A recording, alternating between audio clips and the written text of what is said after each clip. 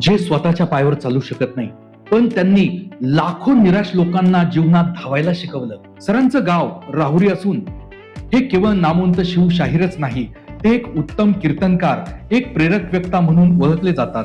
एक प्रसिद्ध शाहीर असूनही कीर्तन शिकण्यासाठी त्यांनी आपला कोणताही बडेजाव न बाळगता एक सामान्य विद्यार्थ्यासारखे कष्टाने धडे गिरवत गेले. आज त्यांनी नाशिकमध्ये शिवाश्रम उभारून शेकडो दिव्यांग बांधवांना कौशल्य विकास आणि रोजगाराच्या संधी देऊन स्वावलंबी व आत्मनिर्भर बनवले आहे. आज आपल्या zero to hero with Anil Yevle या इंटरव्ह्यू पॉडकास्ट चॅनल मध्ये आज विश्व शिवशाहीर श्री विजयजी तनपुरे यांना आपण आमंत्रित केलेलं आहे. सर, स्टुडिओमध्ये आपलं स्वागत आहे. खूप खूप धन्यवाद.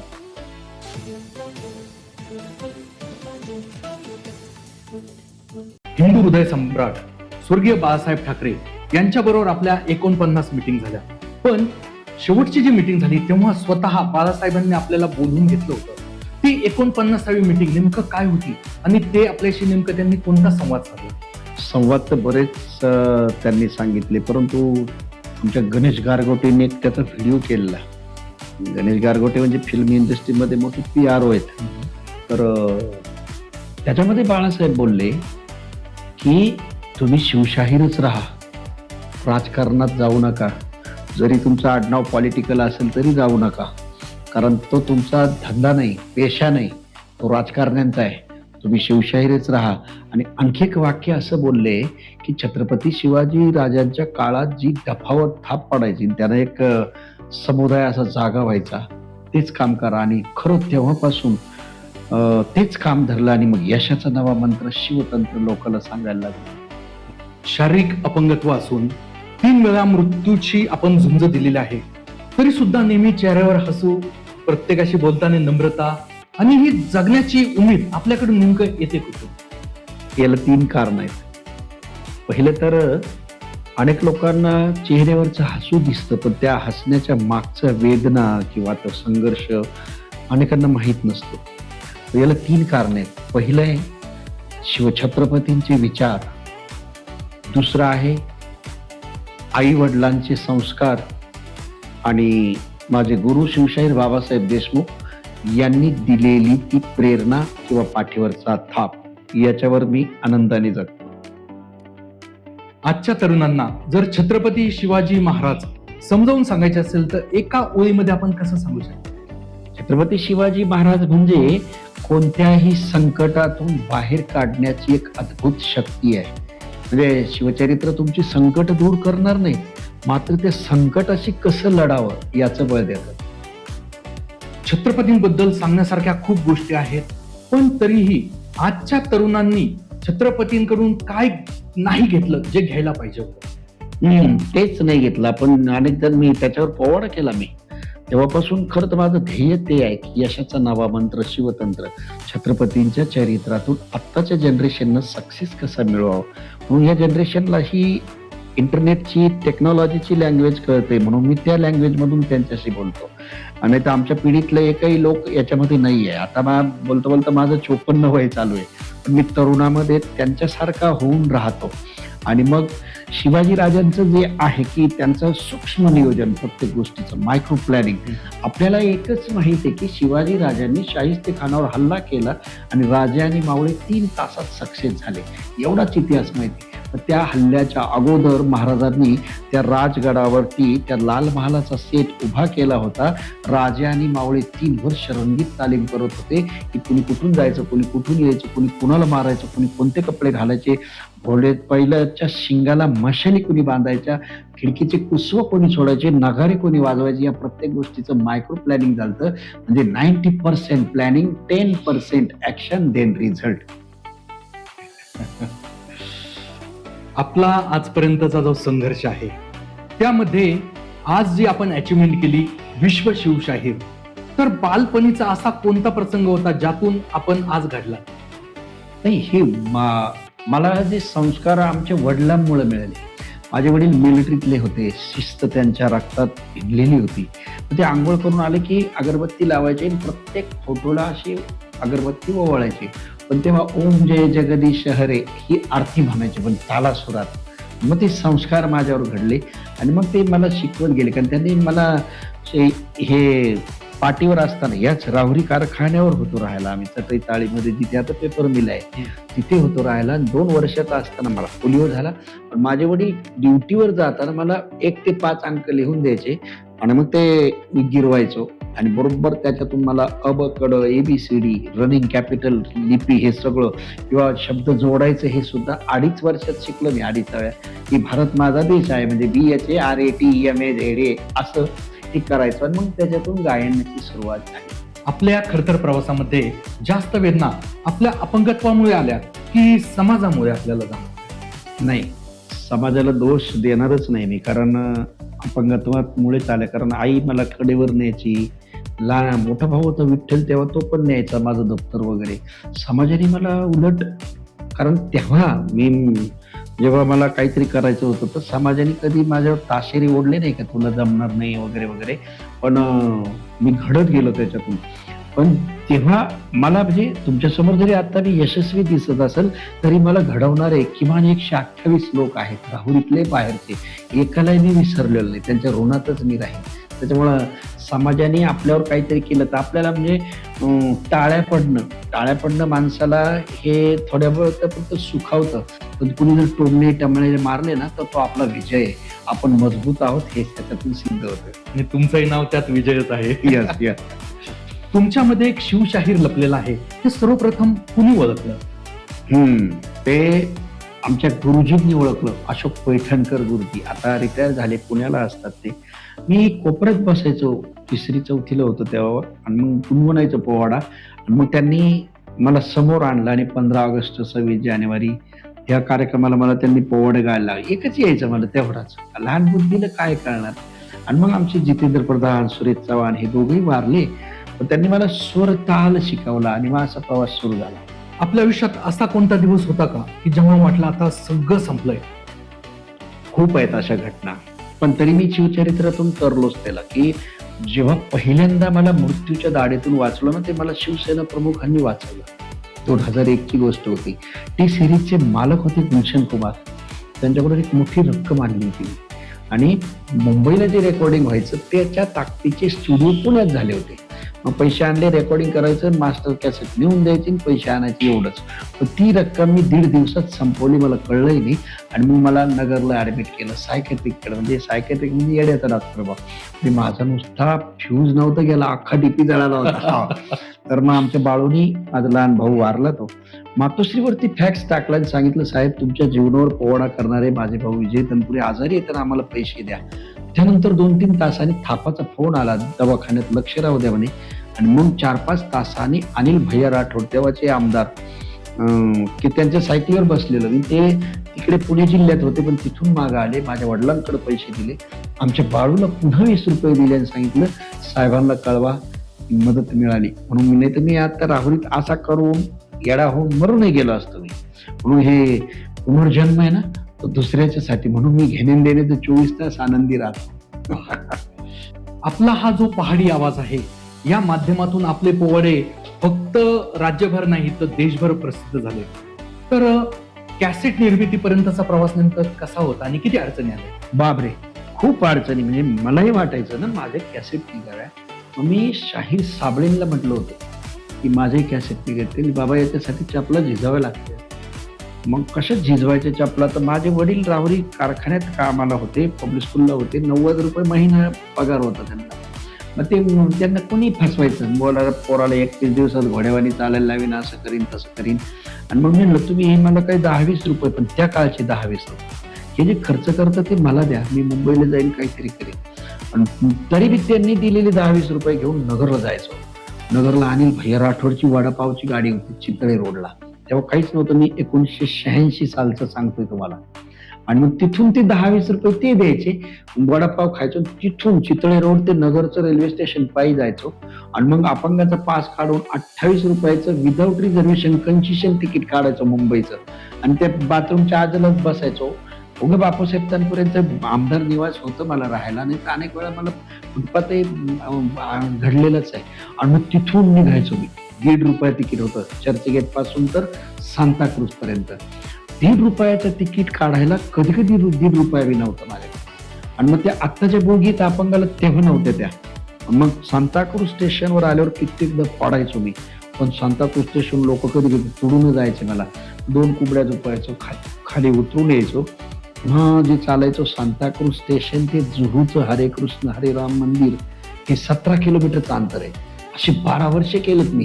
तिथे गेल्यावर व्हिनस कंपनीच्या गेटच्या आत येऊ देत नव्हते मला. मग आपण त्याची वाट पाहत बसायचो. ज्यांच्यासाठी गेलो ते शफी नयाजी होते, ते वारले ते पण. आत्तेन मला 2ला येतील असं कळायचं. ते संध्याकाळी 7ला यायची. गेटवरच्या आत सिक्युरिटी जाऊ देत नव्हता. आणि मग म्हणायचे देखो भाई ऐसा करो फ्रायडे को 3 बजे आ जाओ. तेव्हा मी बुधवार असायचा तो. म्हणून इथून गुरुवार उद्या परवा यायचं म्हणलं राहुरीला जाऊन 58 आणू करून मी. मग आईने बांधून दिलेली भाकरी संपली तर मी 2-2 जग पाणी पिऊन 3-3 दिवस काढलेले. त्यांनी 3ला बोलवलं तर मी 2लाच पोहोचायचो. सकाळी 6ला आमदार निवास सोडायचो आणि पुन्हा तिथे गेल्यावर ते संध्याकाळीच भेटायचे आणि म्हणायचे अगले महिने की 12 तारीख को 2 बजे आ जाओ. असं 12 वर्ष चाललं. पण मग मी विजय सेठींना म्हणलो मला काढू दे बघ ती कॅसेट ठेवून. मग त्यांनी मला ट्रेनिंग दिली आवाजाचे चढ उतार. मग शनी शिंगणापूरचा पोवाडा निघाला आणि मग ती कॅसेट तयार झाल्यावर शाहीर साबळेंना दाखवली. म्हणलं ही कॅसेट आणि हे घासलेलं शांडेल. तेव्हा शाहीर साबळेंनी पाठ थोपटली. कारण म्हणून तरुणांना सांगतो की अपयश यशाला शॉर्टकट नाहीये. कारण ते मिळतं तर ते सहज मिळत नाही. तावून सुलाकून निघतं. पण त्याच्यासाठी सातत्य लागतं. माऊली ज्ञानेश्वर महाराज म्हणतात ओले मुळ भेदी खडकाचे अंग. हिंदू हृदय सम्राट बाळासाहेब ठाकरे यांच्यावर पोवाडा गावा ही कल्पना आपल्या डोक्यात कशी आली? असं राहते पहा, हनुमानाला माहित नव्हतं ना मी लंकेत जाईन म्हणून.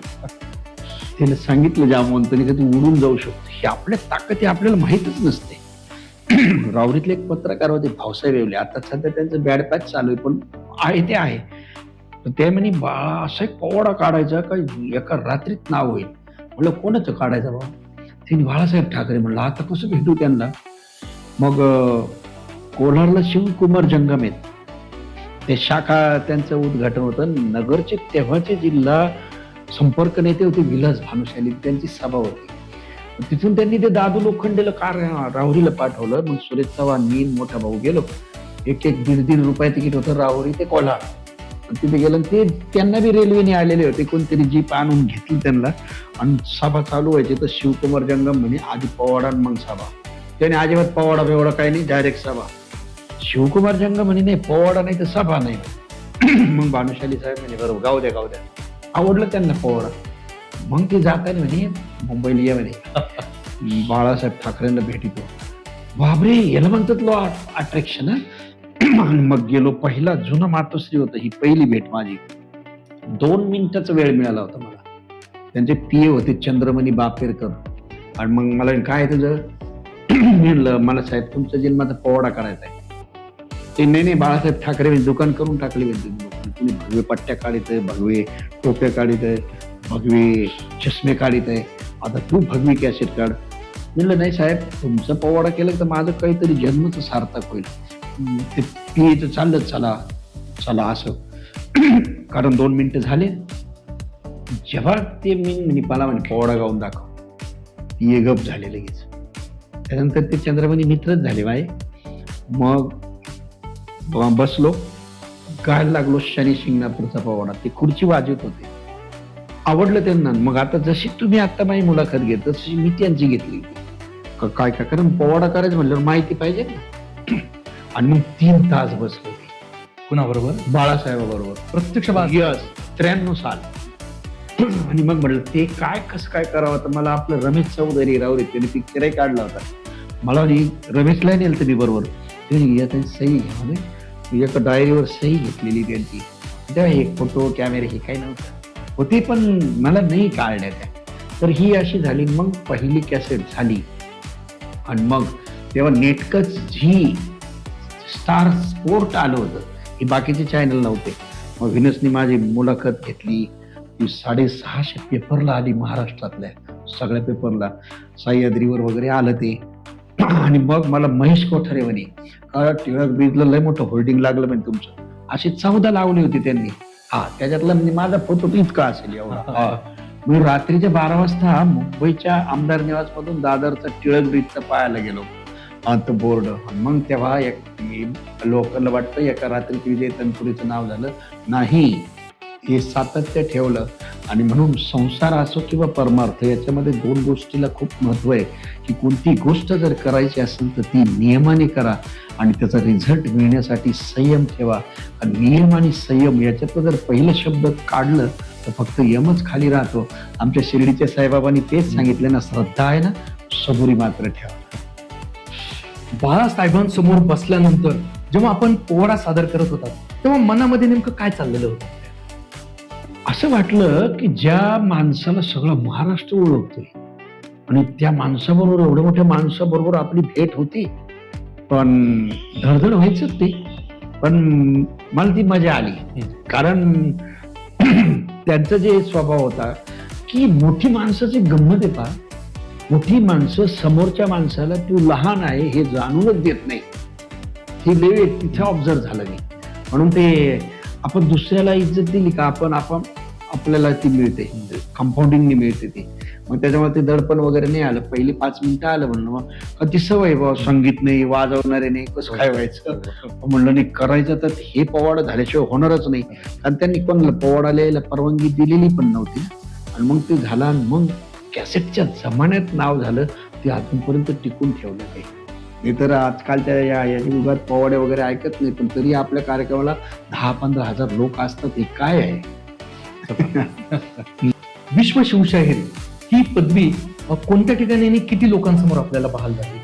ती राजा सिंदखेडला जिजाऊ जयंतीच्या वेळेस समोर 10 ते 12 लाख लोक असताना आणि उदयन महाराज, संभाजीराजे, तंजावरचे बाबाराजे आणि पुरुषोत्तम खेडेकर साहेब हे सगळ्यांच्या वतीनं ती दिली गेली. आणि मग खरं वाटलं का काय आपलं, कारण मग मला तेव्हा कळलं हे वाचलोय ना आपण, काहीतरी करून घरी घ्यायचं आपल्याला देवाला आपल्याकडून. आणि मग ते जाणवलं ते. आणि मग जेव्हा छत्रपतींच्या बद्दल बी जेव्हा अनेक जण माईक हातात घेतात ना, असे मोठ्या त्वऱ्यात बोलतात आणि छोटं करते तो शिवाजी राजाला माईक हे हातात घेतलं का म्हणते अखिल महाराष्ट्राचं आराध्य दैवत, एवढं छोटं करतो आम्ही त्यांना.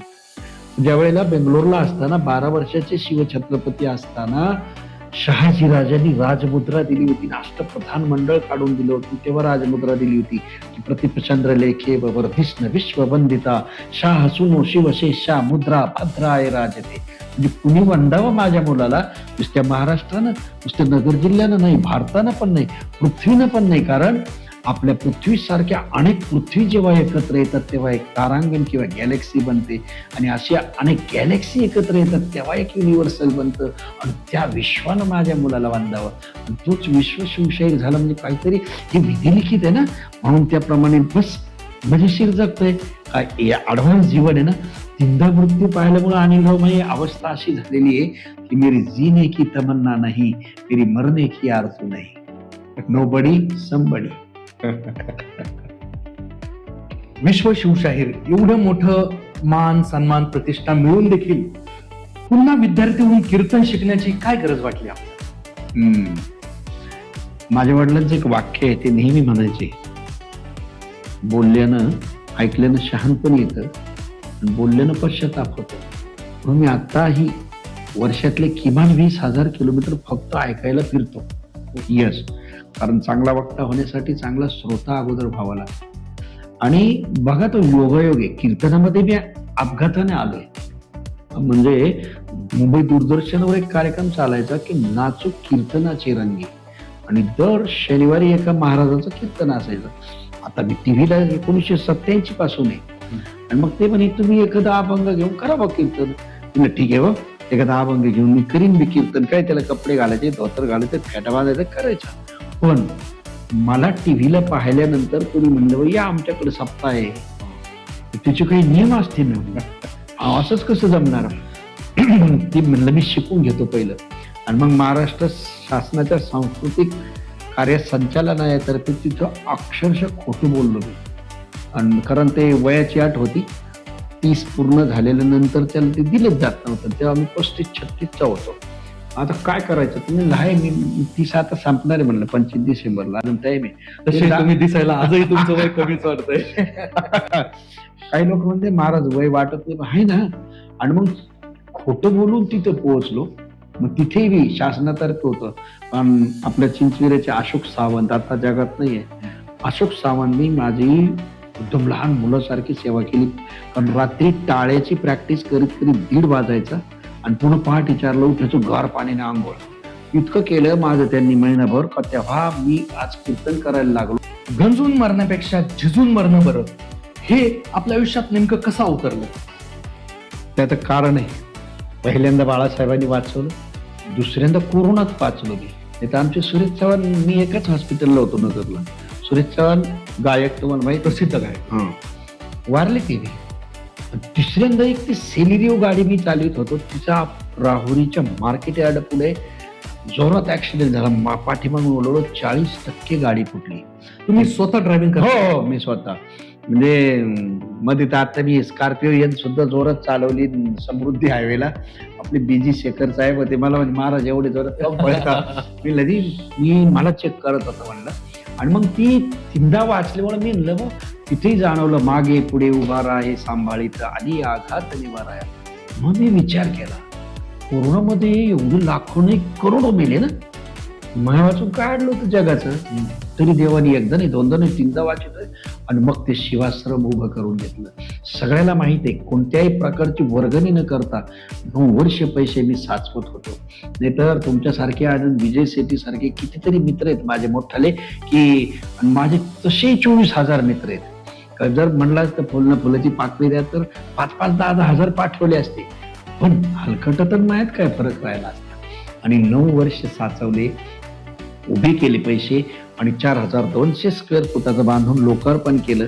उद्घाटनला बच्चू कडू होते, कृष्णप्रकाश साहेब होते, इंदुरीकर होते, संजय मालपानी होते, आमचे बद्रीनाथ बाबा होते तनपुरे पंढरपूरचे, आणि माझे किमान 17-18 हजार मित्र होते. आणि ते लोकार्पण केलं. आता जे इथे अपंग आहेत ना त्यांच्यावर काम करतो, त्यांना उभं करतो. मी त्याला टार्गेट दिलंय, जसं पहा याला लॉ ऑफ अट्रॅक्शन म्हणतात. 1 मे 2011 या दिवशी मी घोटीच्या एका मुलाने, त्याचं नाव गोपाल शिंदे, घोटी गाव आहे नाशिक मुंबई हायवेला, त्यांनी कार्यक्रम ठेवला आणि सायकलवर फिरला तो घोटीमध्ये दिवसभर. आज रात्री आपल्या गावात विजय तनपुरेंचा कार्यक्रम आहे. लोकांना वाटलं कायचे विजय तनपुरे येतात. तरी रात्री जवळजवळ 200-300 लोक आले. आणि मग मी विचार केला, म्हणलं हा या गावातला अपंग आहे, 200-300 लोकांनी गोळा केले, मग आपल्याला थोडंफार नाव आहे. आणि मग त्या स्टेजवर सांगितलं की आज 1 मे तारीख आहे, म्हटलं 25 डिसेंबर 2019 या दिवशी शिवाश्रम लोकार्पण केलं आहे. कारण त्या निसर्गाला भूतकाळाची भाषा कळत नाही, भविष्यातली कळत नाही, वर्तमानातली कळती. केलं. उदाहरण देऊ का तुम्हाला, माझे नाही ऐकायला बघा. आपल्या देशाचे पंतप्रधान नरेंद्र मोदी यांनी 2 अफर्मेशन या युनिव्हर्सलला दिले होते. 2014ला एक अफर्मेशन दिली त्यांनी, अबकी बार मोदी सरकार, अबकी बार मोदी. गल्ली गल्लीत झालं ते. निसर्ग प्रेझेंट टेन्सची भाषा कळते. त्यानंतर 19ला दुसरी अफर्मेशन दिली, अच्छे दिन आएंगे. ती भविष्यातली भाषा नाही कळत, म्हणून ते त्याच दिवशी झालं. आणि आता हे दुसरं माझं जे टार्गेट आहे की 23 मार्च ही शहीद दिन येतो. 23 मार्च 2032 या दिवसापर्यंत मला किमान 20,000 उद्योजक नव्हे तर यशस्वी उद्योजक घडवायचे आणि 10,000 माझ्यासारख्या अपंगांना उभं करायचंय आर्थिक मदत देऊन. म्हणजे तुम्ही 3 वर्षांनी म्हणा महाराज आपल्याकडे का अपंग आहे म्हणून त्याला पैसे मिळाले 4-5 लाख कडून, तर कर्ज नो कर्ज, 5व्या मिनिटात मी देईल ती रक्कम. तर त्याच्यासाठी मी काम चालू केलंय. म्हणून मग मला तर ते पाहिजे असेल तर त्या पद्धतीने माझं काम झालं. आणि देवाने तेवढ्यासाठी मला ठेवलेलं आहे, म्हणून मी आनंदाने जगतो. होणार ते. शिवाश्रम नेमकं काय आहे आणि त्याच्या मागचा आपला उद्देश काय होता? शिवाश्रम ही माझे गुरु शिवशाहीर बाबासाहेब देशमुख यांची संकल्पना. त्यांनी काम सुरू केलं होतं, पण 2001ला ते वारले. मी 2003ला 3लाच वारले. 3ला मुंबई कोल्हापूरला महेश कोठारे यांच्या पछाडलेल्या पिक्चरच्या मुहूर्ताला गेलो होतो मी. ते माझे खूप चांगले. तर येताना बाबासाहेब त्यांचे दर्शन घेतलं. त्यांना शुगरमुळे पाय कट केला होता. बाबासाहेबांनी त्यांच्या हयातीमध्ये 2200 अनाथ मुलांना ग्रॅज्युएट केलेलं. आता वृद्ध होऊन थकलेत ती लोक. आणि मग तिथे माझ्या गुरुचं स्वप्न माझ्या गुरुंनी माझ्याकडून पूर्ण करून घेतलं. हे माझं नाही. शिवायन कथा जी चालते ते नाव आहे बाबासाहेब देशमुखांचं. 87 साली शिवगर्जना जो कार्यक्रम सुरू केला ते नाव बाबासाहेब देशमुखांचं. 7 दिवस जसं आमचे ढोकबाबा रामायण करतो तसे मी शिवायन करतो. आणि आता जे शिवतंत्र चालू केलंय परिवार तेही माझ्या गुरूंचंच नाव आहे. माझं काहीच नाही, फक्त आवाज माझा, विचार छत्रपतींचे आणि प्रेरणा माझे आई वडील आणि माझ्या गुरूंची. विश्व शिवशाहीर हा उत्तुंग प्रवास आपण केला, तरी सुद्धा आज आपण शिकण्यासाठी हजारो किलोमीटरचा प्रवास करता. इतक्या नम्रपणे आपण इतरांशी नेहमी वागत राहता.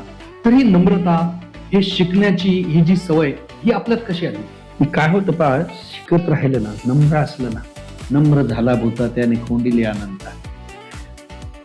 तुकाराम महाराजांचा एक अभंग आहे की महापुरे झाडे जाती तेथे लवाळे तरती, ताट झाडे तडा तडा वादळात मोडून जातात. नम्र असल्यानं तो शिकतो. आणि ज्ञान मार्ग इतका अवघड आहे तसा, ज्ञानाला अंत नाही. त्याच्यामुळे माणिक लोक जेव्हा मला म्हणतात ना महाराज तुम्ही आमचे गुरु आहे, म्हणतो नो, मीच शिकतोय अजून. मी अध्यात्मामध्ये लोअर केजीला मी शिकतोय अजून. हा. आणि मग ते तिने गुरु आहे म्हणलं. नाही, कबीरदास काय म्हणतात, एक डाल पर दो पंछी बैठे, कोण गुरु कोण चेला, गुरु की करणी गुरु ही जाने, चेले की करणी चेला. आणि मग ते शिकतो आपण जेव्हा, काय करता येईल आपल्याला, का आपण या सगळ्या याच्यातून. कारण ज्ञान मार्ग खूप अवघड आहे. पाही पा लोहाचे चने जे बोचरी या पडती खाणे, अवघड आहे तो मार्ग. पण आपण ते करत राहिलं ना तर आपल्यामध्ये दिवसेंदिवस एक एक एक एक गोष्ट शिकायला मिळते. कारण जसं सूर सातच दिसते त्याच्यातून कितीतरी चाली सहज निघतात तरी संपत नाही, तसं ज्ञान आहे. त्याच्यामुळे असं कधी समजू नये मी लय शहाणा झालो, मी तो शोधला हो एक दिवस. लोक म्हणते मी केलं पाहू, तरी कोणीच नाही मी तो, मी पाहिलं नाहीच आहे तो. विश्व शिवशाहीर म्हणून पहिले भारताच्या बाहेर आपलं जेव्हा प्रेझेंटेशन होतं, तो अनुभव कसा होता? बरोबर.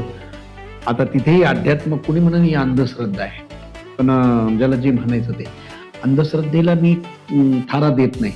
तर मी म्हणतो छत्रपतींनी अंधश्रद्धा पाळली असती तर अमावस्येच्या रात्री किल्ले जिंकले नसते. नाही तर प्रत्येक गड जिंकल्यावर सत्यनारायण घातला असतात कोणी, छत्रपतींनी.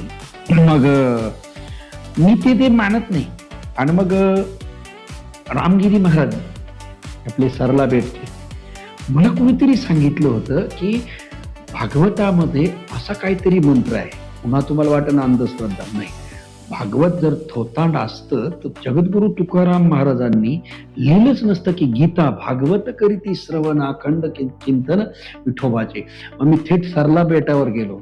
मग कारण मला परदेशात जायचं होतंच, आणि जावं कसं तर म्हणून मी 2009ला वेबसाईट ओपन केली होती, लोककलेतली पहिली वेबसाईट. आणि तिचं उद्घाटनला बी पोपटराव पवार आले होते एका फोनवर. राष्ट्रपती त्यांच्याकडे येतात आणि ते आपल्या एका फोनवर आले हो. ही विषय, ही मोठी माणसं मोठीच असतात. आणि मग ती वेबसाईट करून मग मला सुरुवात कशी करावी, काय करावी होईनच ती काही. मग रामगिरी महाराजांना म्हणलो काहीतरी आहे अशी साधना कोणतीही करत ती सफल होते. मग त्यांनी भागवतातला एक मंत्र सांगितला. अनेकांना वाटेल ही अंधश्रद्धा आहे, नाही, मी ते पाहिलंय ते. आणि मग मला सांगितलं हा मंत्र तुम्ही 108 वेळा जपायचा, म्हणायचा. ठीक आहे. आणि मग पूर्ण नियम दिले त्याला, बाहेरचं पाणी प्यायचं नाही वगैरे वगैरे वगैरे, सगळं अशात म्हणजे क्वालिटी आणि प्युरिटी मध्ये राहायचं असं. आणि मग मुंबईला गेलं तरी मी पाणी बरोबर ठेवायचो, बिसलरी विकत सुद्धा नाही घेतली, आणि घोंगडीवर झोपायचो. 108 दिवस सांगितले ना, 108वा दिवस झाला. संभाजीराव देशमुखांचा आफ्रिकेतून फोन आला. बाळासाहेब ठाकरे वारलेले होते आणि त्यांच्या अस्थी तिकडे बी गेल्या होत्या. मग ते महाराज तुम्ही एवढे बाळासाहेबाच्या जवळ होते तर तुम्ही पोवाडा करा, कार्यक्रम करूया, पण आपल्याला तुम्हाला एकट्यालाच यावं लागेल. मग माझ्याबरोबर कोण नव्हतं पाहायला. निलेश पांडेला म्हणलं चल बा तू पासपोर्ट आहे तर चल माझ्याबरोबर. आणि मग हिंदीतून कार्यक्रम केला. त्याला नाव दिलं वसुधैव कुटुंबकम असं नाव दिलं. आणि तो कार्यक्रम झाला. मग पहिला दौरा सुरू झाला. आता तर मी बोस्टन, न्यूजर्सी, शिकागो, ब्लिमिंग्टन, वॉशिंग्टन आणि कॅलिफोर्निया इकडे दौरे येत माझे. एक जण मला म्हणतो महाराज तुम्ही शिवाजी राजाला अमेरिकेत घेऊन चालले. म्हणलं बावळा झाला काय, मी नाही घेऊन चाललो, मला शिवाजी राजे घेऊन चालले. आज प्रत्येक व्यक्तीकडे थोडाफार पैसा आहे, पण मनशांतीसाठी शिवराय नेमकं आपल्याला काय शिकवतो? मी मगाशी बोलता बोलता बोलून गेलो की शिवचरित्र तुमची संकट दूर करणार नाही, पण आलेल्या संकटाशी कसं लढावं याचं बळ देत. कधी आत्महत्येचा जर विचार आला ना, तर पन्हाळ्यावर अडकलेले छत्रपती डोळ्यासमोर आठवा. कधी यश मिळालं, खूप यश, तर राज्याभिषेकाच्या वेळेला रयतेसमोर नम्र झालेले छत्रपती आठवा. आणि मग आपल्याला कळेल की ज्या दिवशी जगामध्ये जी 7 महायुद्ध मानली जातात ना, त्याच्यामध्ये प्रतापगडाच्या रणसंग्रामाला स्थान आहे. आणि खरं त्या प्रतापगडाच्या रणसंग्रामापासून खऱ्या अर्थानं छत्रपती जगाला कळले. पण त्या दिवशी 10 नोव्हेंबरला अफजल खान फाडला, तर त्याच रात्री त्यांनी दुसऱ्या दिवशीपर्यंत लगेच पुढील 19 दिवसात कोल्हापूर पर्यंतचा प्रदेश जिंकला. नाही तर आपल्या आत्ताच्या हस्ते म्हणल्या त्याचं सेलिब्रेशन करूया, सक्सेस मिळालाय वगैरे वगैरे, पण तसं नाही केलं. म्हणून प्रत्येक क्षण शिवाजी राजांनी प्रत्येक क्षणाचं नियोजन केलं. आपण निदान तासाचं जरी केलं ना, तरी आपलं आयुष्य बदलून जाईल. म्हणून छत्रपतींचं चरित्र, म्हणून त्याला मी नेहमी म्हणतो यशाचा नवा मंत्र शिवतंत्र. आपण जे काही शिवतंत्र शिकवता तेही आधुनिक पद्धतीने, तर शिवतंत्रामध्ये 7 ऐश्वर्य ही 7च अंक का ठेवला गेला? पुन्हा या 7 पैकी एकच ऐश्वर्य जर निवडायचं आणि ते लोकांना सांगायचं, ते तुम्ही कोणतं सांगा? तसा अवघड प्रश्न आहे, पण 7 ऐश्वर्यामध्ये जर तुम्ही अट्टहासाने म्हणत असाल तर कोणतं निवडायचं, तर मी आध्यात्मिक ऐश्वर्य निवडीन बस. त्याच्यापेक्षा, कारण एकदा ते जोडलं की बाकीचे जोडले जातात. जशी एखादी महिला असते, ती डायरेक्ट कोणत्या माणसाला म्हणू शकत नाही तुम्ही सासरे, तुम्ही सासवे. ती नवऱ्याशी नातं जोडते फक्त. मग सासू आपाप येते, सासरा आपाप येतो, दीर, भाया, ननद हे सगळे आपाप येते. एकाला जोडा सगळं जोडते. ऐश्वर्य म्हणलं की 7च का निवडले? 8, 9, 10 का नाही निवडले? बरी मोठी गंमत येते. 7च 7, हम 7 7 है असा पिक्चर होता. 7 वर खूप आहे बघा. आठवड्याला वार 7 येतात. छत्रपतींची घोडे 7च होते. संगीतामध्ये सूर 7 आहेत. त्याच्यानंतर जगातील आश्चर्य 7 आहेत. शरीरामध्ये मुख्य ग्रंथी 7 आहेत. आपण जे मेडिटेशन जे ध्यान करतो ते चक्र तेही 7 आहेत. लग्नामध्ये फेरे 7 आहेत. ऋषी सुद्धा 7च होते. तर सगळं 7 7 7 7 आहे. तर मग तसेच देवाने, अल्लाने, परमेश्वराने, गॉडने, ईश्वराने, निसर्गाने किंवा कॉस्मिक एनर्जीने प्रत्येकाला 7 ऐश्वर्य सुद्धा दिली. आठवड्याला वार जर 7 आहे तर 8वा नाहीच येतो. आपला जन्मही 7च दिवसात होतो, मृत्यूही 7च दिवसामध्ये होतो. 8वा दिवस कुणालाच नाही. आणि मग ते 7ची कमाल जी आहे ना ती, म्हणून मला वाटतं त्या जेम्स बॉन्डचंही 7च काहीतरी होतं, मला नाही माहिती, पण हा 007. हा म्हणजे हे जी गंमत आहे की त्याच्यावरून ते 7 तयार झाले. मग 7 ऐश्वर्यावर जगलं माणसाने की बस. मग प्रत्येक जण शिवतंत्रात आलेला प्रत्येक जण मी त्याला जगायला लावतो. डिप्रेशन मध्ये गेलेले अनेक तरुण बाहेर आले. आतापर्यंत या कार्यक्रमामुळे 13 आत्महत्या थांबल्या. 13ची 13 की कसं जगू म्हणणारे. कारण मी जर पुस्तकं वाचून बोलायला लागलो त्याला मजा नाही काही. मी जे जगतो ते एवढंच बोलतो. त्याच्यामुळे मग काय, आणि स्पर्धा करायची कारण नाही, माझी स्पर्धा माझ्याशीच. हे 7 शिवतंत्र शॉर्ट मध्ये कसे सांगू शकाल? बघा, पहिला ऐश्वर्य प्रत्येक जण हेल्थली रिचनेस असावा. दुसरा तो मेंटली रिचनेस असावा. तिसरा इंटेलिजंट रिचनेस असावा. चौथा तो सोशली रिचनेस असावा.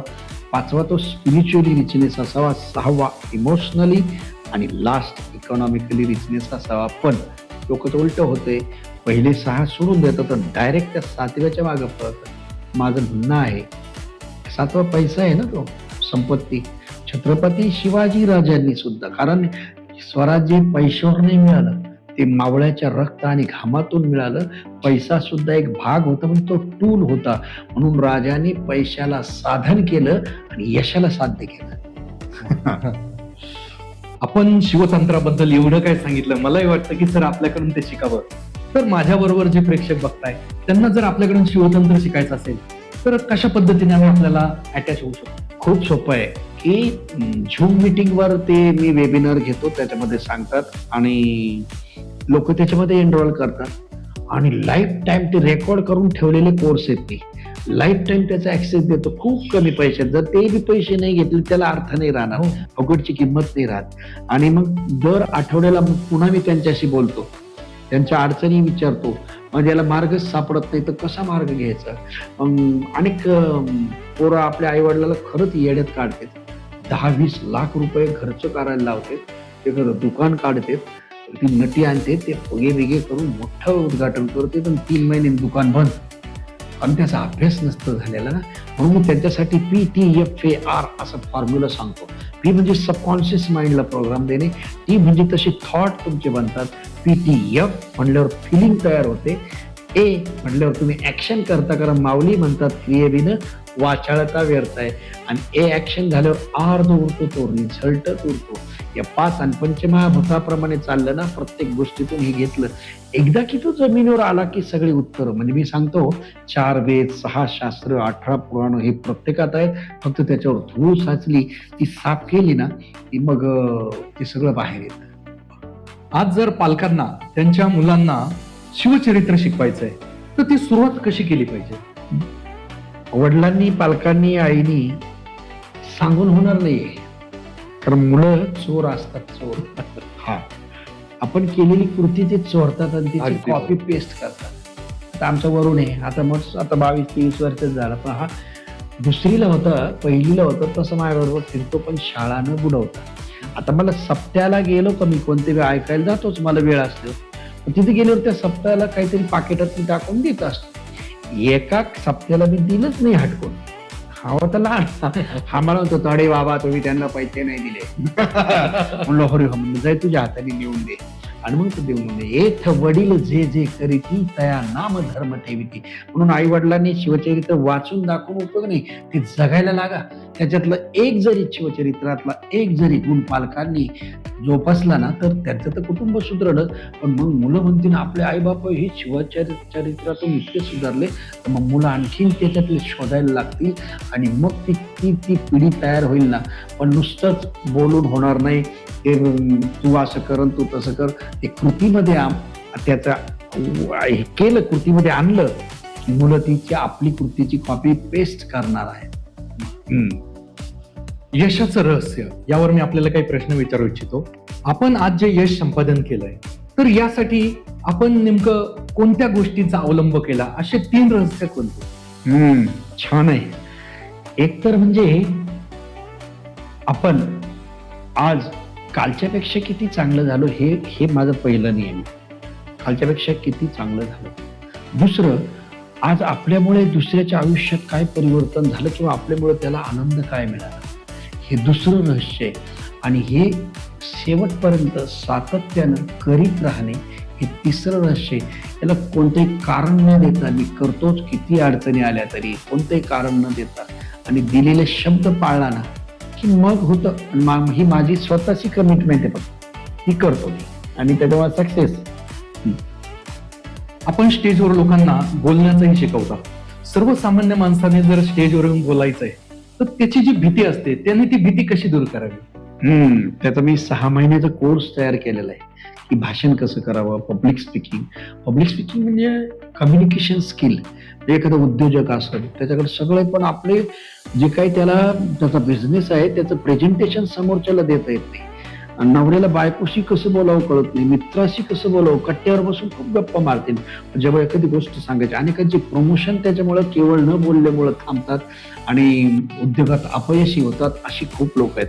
मग 180 दिवस जर त्यानं रोज 30 मिनिट दिले स्वतःला, तर तो नुसतं भाषणच नाही, तर त्याचं सगळं आयुष्य बदलून जातं. कारण हे सगळं बॅलन्स करून देतो मी. जशी गाडीचे आउट काढते तर त्याला काय म्हणते त्याला व्हील अलाइनमेंट होती ना, तशी मी लाईफ अलाइनमेंट करून देतो.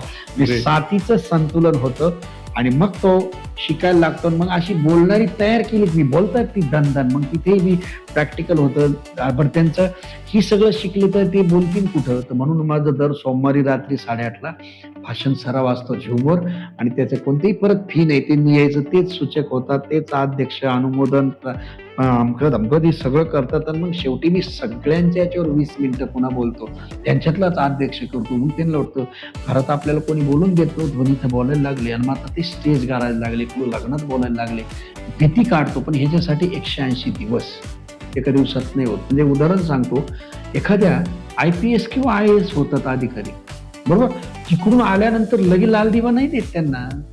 जो IAS असतो त्याला तहसीलदारच्या अंडर ऑब्झर्वेशन ड्युटी करावी लागते 180 दिवस, म्हणजे 6 महिने. त्याच्यात त्यांनी म्हणत नाही माझ्या मावस बहिणीचं लग्न आहे, आमकं झालं तमकं झालं, कारण 180 दिवस झाल्यावर त्यांचा जातो CR रिपोर्ट, कॉन्फिडेन्शियल रिपोर्ट, मग तो लाल दिवार येतो. आणि मग जो याला IPS बनायचं आहे, IPS मोठी पोस्ट आहे ना, तरी त्याला क्लास 2च्या ऑफिसरच्या अंडरमध्ये PIच्या अंडर काम करावं लागतं आणि त्याचं CR रिपोर्ट गेल्यावर तो होतं. म्हणून मी म्हणतो, जर जो माझ्याबरोबर 180 दिवस तो टिकल तो सक्सेसकडे जाईल आणि 999 जो दिवस टिकल तो मिलिनियर असेल.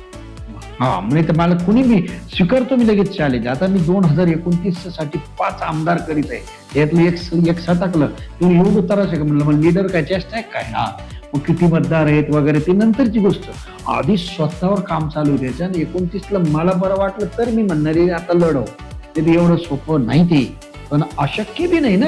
हा अशक्य या पद्धतीने काम सुरू, पण करा, करत राहा, करत राहा. प्रत्येक पालकाला वाटतं की माझा मुलगा यशस्वी व्हावा, पण सगळ्यात मोठी अडचण की मुलं आज गेम मध्ये खूप अडकलेले आहेत. तर त्या पालकांनी पहिली अडचण म्हणजे पहिला गतिरोधक की मोबाईल मध्ये गुंतलेला मूल हा कसा बाहेर काढता येईल, मग त्यानंतरच आपण त्याला कसं बोलायचं किंवा शिवचरित्र नंतर शिकू शकतो, ही अडचण कशी सॉल्व्ह करता येईल? ती सॉल्व्ह करता येते. ताजं एक उदाहरण देतो. आता गंगापूर, संभाजीनगर जिल्ह्यातलं गंगापूर, तिथलं एक मुलगा 16 वर्षाचा, आता 1 महिना त्याच्या वडिलांनी घरी सोडलं त्याला. त्याचे वडील माझ्या 6 महिन्यापासून मागं लागलेले, आणि महाराज याला घडवा, तो काय करतो, तो फॉरेक्स ट्रेडिंगच्या नादी लागलाय म्हणे आणि ते करतो. मग आला तो घरी, मला म्हणे बाबा मी करू का हे? म्हणलं कर, काय करतो ते? फॉरेक्सचं लय भारी. म्हणलं कर. केलं ते 10,000 रुपयाचं वाटोळं केलं. म्हणलं असं तसं. मग जेव्हा 1 महिना त्याच्यावर दिला, मग त्याच्यात बदल झालेलाच. युट्यूबला व्हिडिओ ठेवलेला आहे मी तो, त्यांनी सांगितलेला बदल, त्याच्या आई वडिलात बदल, याच्या स्टेज आहेत. त्या स्टेजने गेलं. जसं 10वी पर्यंत जायचं, पहिली ते 10वी केलं तर हे केल्यावर अशा 5 ते 6 स्टेज होतात. आणि मुलगा त्या मोबाईल पासून त्याच्या ऍडिक्ट बाहेर पडतो. तो अटॅचमेंट पासून डिटॅचमेंट पर्यंत आणतो. मी 3 दिवसाचं शिबिर करतो, तेव्हा त्याच्यातही लोकांना अटॅचमेंट पासून डिटॅचमेंट पर्यंत आणतो. पण त्याला ती प्रॅक्टिकल, मग माझ्याशी झालं का, मग तू कोणत्याही गावाला जगात कुठं असू द्या, टेक्नॉलॉजीमुळे रोज भेटता येतं ना. हा म्हणजे विज्ञानानं, म्हणजे आश्चर्यानं थक्क व्हावे असे शोध विज्ञानानं लावले ना.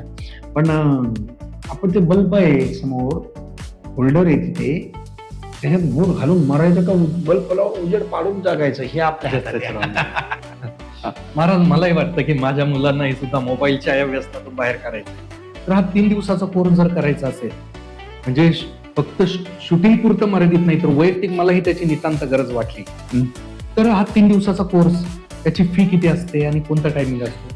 त्याची कमीत कमी फी आहे. मध्ये 2-3 इंजिनियर आले होते शिबिराला. मला महाराजाचे 1.5-2 लाख रुपये घ्यायला पाहिजे. म्हणजे नाही बा, मला पैसा तर माझ्यावर मॅटरच करीत नाही.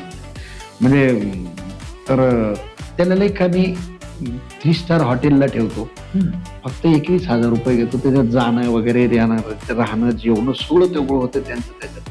आणि मग कारण त्याच्यातून मला माझं जगणं काहीच नाही हो. मला 2,500 पेन्शन आहे. माझ्या वरूनच्या आईला 2,500 आहे, अपंगाची झाली 5,000, आणि 5,000 वृद्ध कलवंताची येते, झाले 10,000.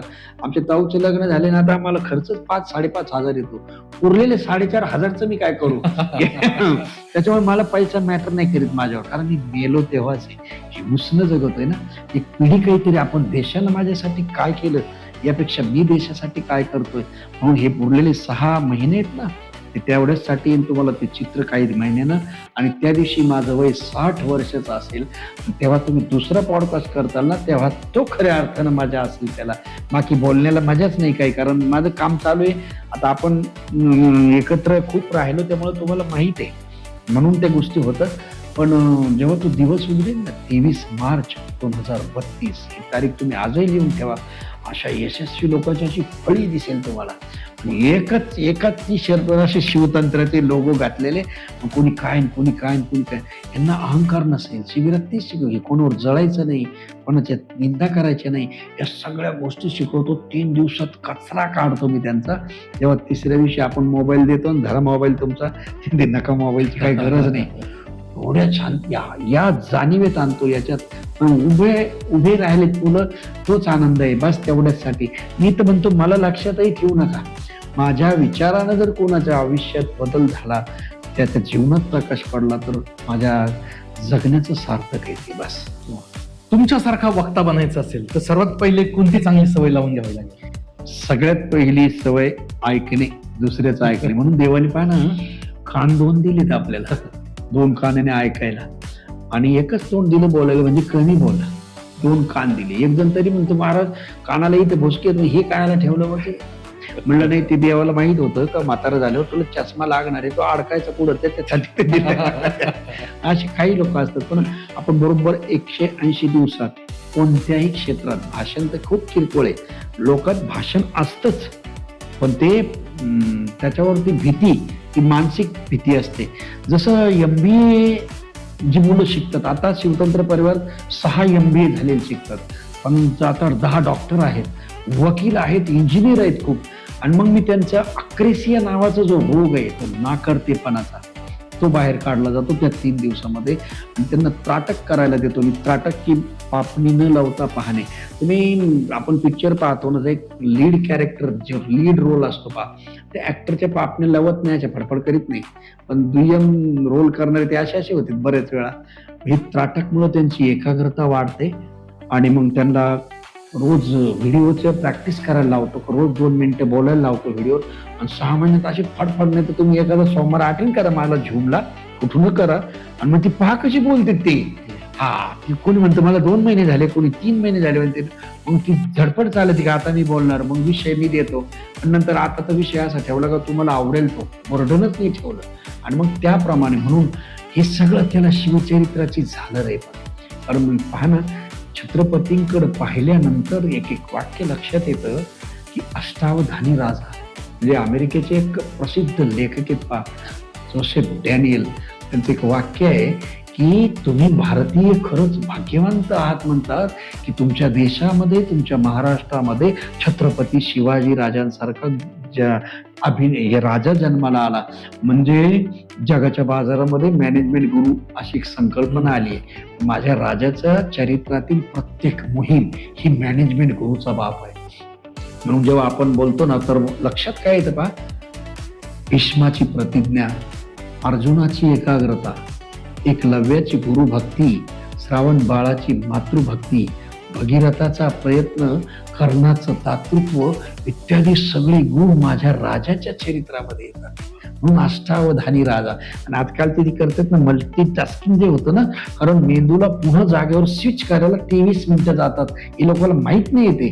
म्हणून मी हे करीन, ते करीन, ते करीन. लॅपटॉपवर उघडलं का अनेक ते उघडून ठेवते, इकडे मेल पाहणार, इकडे युट्यूब चालवणार, इकडे व्हॉट्सअप चेक करणार. त्याच्यामुळे त्यांची एकाग्रता राहत नाही, म्हणून ते सक्सेस होत नाही.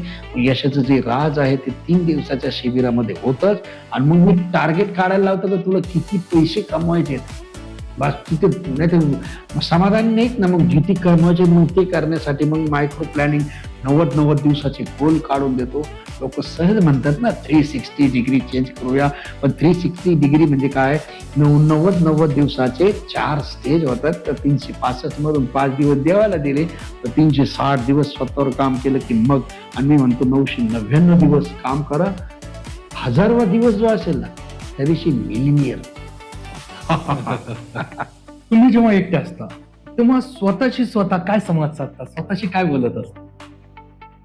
मी स्वतःशी, कारण तो खरा आनंद आहे. शाहीर लुधियानवी यांचं एक वाक्य आहे पहा, इस जहां में जिसने बड़ी बात कर ली, जिसने अपने आप से मुलाकात कर ली.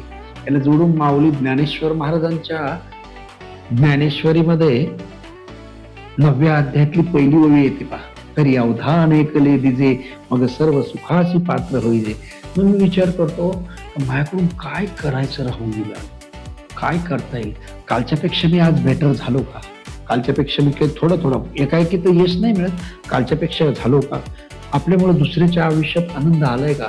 म्हणून स्वनिरीक्षण एक नियम आहे शिवतंत्रामध्ये, जे 7 नियम दिलेत ना, त्याच्यामध्ये ते जगत असन, तो पाळीत असन, त्यानेच यायचंय शिवतंत्रात. ही पुन्हा आणते म्हणजे दिले 5000 आलं शिवतंत्रात, नो, त्याला अर्थ नाही. म्हणजे पैसे मॅटर नाही करीत माझ्यावर, नाही तर मग शिवाश्रमच्या टायमाला करोडो रुपये जमवले असते मी. दुसरे जे झेंड्यावर पंढरपूर कोणी करेल ना, तसं नाही केलेलं ते. त्याच्यामध्ये 7 नियम जो लावितो ना, पहिला नियम आहे मायक्रो प्लॅनिंग, सूक्ष्म नियोजन करणं. दुसरा नियम आहे एकमेकाला मदत करणं. तिसरा नियम आहे स्वतःशी इतराशी सत्यात राहणं. लय अवघड आहे ना. तिसरा, रावरीतून फिरताना गाडीतून पाहतो तर फोनवर लोक बोलत आहेत, ऐकू येतं गाडी थांबलेली, ते बोलत म्हणतो आम्ही दिल्लीला आहे म्हणतो मी, मुंबईला आलो म्हणतो मी, राहते रावरीतच ते, पण बोलत आहे तसं. आपण मी घरात तर घरात, पुण्यात तर पुण्यात, परदेशात तर परदेशात, इतका म्हणून म्हणजे सत्याला ताकद किती पहा. एव्हिडन्स शिवाय मी बोलत नाही. बघा, माऊली ज्ञानेश्वर महाराज म्हणतात, माझ्या मुखातूनच का ज्ञानेश्वरी सारखा अमृताचा ग्रंथ प्रगट झाला. तर माऊली म्हणतात, एका कल्पामध्ये, एका जन्मात नाही म्हटले, एका कल्पात जितक्या वेळा मी माणूस म्हणून जन्मलो, तितक्या वेळा माझ्या मुखातून सत्य आणि सत्यच बाहेर पडलं. म्हणून या जन्मामध्ये ज्ञानेश्वरी सारखा अमृताचा ग्रंथ प्रगट झाला. माऊलीची ओवी येते की माझी सत्यवादाचे तप केले असे बहुत कल्प, म्हणून त्या फळाचे महाद्वीप पातलो प्रभू. म्हणून मी तिसरा नियम जगतो की स्वतःशी इतराशी सत्यात राहणे. चौथा नियम 100% देणे कोणत्याही कामाला. नाही तर 2 लोक मित्र भेटले का, फोन आला का लगेच बोलणं थांबते, थांबा का फोन आला नो, त्याला अर्थच नाही. हे शिकवतो. 5वा नियम स्वनिरीक्षण करणे, आपण किती पाण्यात आहे. 6वा नियम आगाऊपणा न करणे. आणि 7वा नियम मन मोकळेपणाने राहणे. पुन्हा त्याला यशाचे 7 सिद्धांत आहेत, 7 सवयी मी लावायला लावतो, तुमच्या कोणत्याही असू द्या. त्या सगळं 7 वर तो असा बदलत जातो 180 दिवसात. मग म्हणतो सद्गुरू वामनराव पैंचं एक वाक्य त्याला लागू पडतं. मग तोच म्हणतो, खरोच मीच आहे माझ्या जीवनाचा शिल्पकार. आजपर्यंत आपला जो प्रवास आहे, आपण लोकांना इतकं अथांग ज्ञान देताय, तर अशी कोणती गोष्ट आहे आजही तुम्ही त्या गोष्टीला घाबरता? मी मृत्यूला सुद्धा घाबरत नाही. आज एकच गोष्टीला घाबरतो की ज्या कारणासाठी त्या देवानं मला पुन्हा तीनदा जीवदान दिले ना, ते पूर्ण व्हावं, बस तेवढ्याच गोष्टीची भीती आहे. आणि कदाचित ते असेल तसंच, म्हणून मी आरोग्य टिकावं माझं, म्हणून मी पहाटे माझी सुरुवात करतो. 1 तास मी घाम येऊस्तर व्यायाम करतो, 1 तास प्राणायाम करतो आणि ध्यान करतो की बस राहिलेली पुढील 6 वर्ष आहेत हे तेवढ्यासाठी, हे घुसणं आयुष्य ना ते, आणि विधिलिखित आहे ते पूर्ण झालेलं असेल तुम्हाला. आणि मग विचार करा, एवढे जर 20,000 लोक सक्सेस होतील, त्याला काय वाटतील? त्या का नाही मुख्यमंत्रीच्या वेळेस जे मुख्यमंत्री असेल येणार नाही का त्या कार्यक्रमाला? पुण्यात ठेवू नाही तर कुठेही ठेवू, तुम्हीच राहताल त्याचे मेन सूत्रधारक. आणि मग तो कार्यक्रम आपण करू तर इतके सक्सेस झालेले तेही नीतिमंत असतील. ती मजा, तो आनंद वेगळाच असेल. समजा आज छत्रपती शिवाजी महाराज या भूतालावर अवतरले, तर आजच्या तरुणांना ते कोणत्या गोष्टीवर सर्वात जास्त रागावते? शिवाजी राजांचं मी शिवतंत्र पोवाड्यात म्हटलोय ते की नुसत्या जयंतीला मारतो उड्या, तुला शिवबा समजला का रे गड्या. म्हणजे जय भवानी जय शिवाजी जे म्हणतो आपण, तर याच्यामध्ये जय म्हणजे ध्येय आणि प्रेरणा म्हणजे शिवाजी म्हणजे प्रेरणा, असा अर्थ घेतला पाहिजे. तरुणांना म्हणतील तुम्ही माझं चरित्र नका वाचू रे, एखादा गुण घ्या, तेवढाच जगलं तरी रायगडावर यायची गरज नाही तुम्हाला. मला फुलं हार शिवजयंतीच्या दिवशी तुम्ही डीजे विजे करता, त्याच्यापेक्षा माझ्यातला कोणता तरी एक विचार घ्या आणि त्याच्याप्रमाणे स्वतःचं आयुष्य बदला आणि मग दुसऱ्याचं आयुष्य बदलायला सुरुवात करा. हेच लोकांना शिवाजीराजे सांगतील. आजपर्यंतच्या आपल्या प्रवासात अशी कोणती घटना आहे की ज्याचा आजही तुम्हाला पश्चाताप होतो? खूप छान विचारलं तुम्ही. आता ते परत रिपीट होणार नाहीये. ते 2009ला माझे वडील गेले आणि 2009ला मी स्वतःच्या पैशानं घर बांधलं खळवाडीतलं.